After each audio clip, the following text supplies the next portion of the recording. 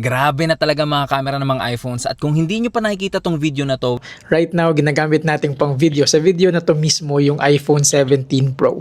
Yes, you heard it right. well, apparently Mr. Dan from Danboxing PH used an iPhone 17 Pro, at lahat halos ng nasa comment section ay nagulat dahil ang gamit lang naman ni Mr. Dan ay yung front-facing camera ng iPhone 17 Pro niya at naka-cinematic mode lang to. So meaning to say, hindi siya naka-ProRes lag. Though pansin naman natin na color graded na yung video na to, talagang kita natin na napakaganda at sumasabay ang iPhone 17 Pro cinematic mode sa mga mamahaling camera. Well, ngayon papakita ko sa inyo, ang gamit ko ngayon is iPhone 16 Pro Max and naka-cinematic mode din ako at front-facing camera din yung gamit ko. At sakto-sakto ipapakita ko sa inyo, meron din ako naka-setup dito na mirrorless camera, and i-compare natin kung gaano kaganda and tingnan natin kung usable or maganda na rin talaga tong sa iPhone 16 Pro Max na cinematic mode front-facing camera.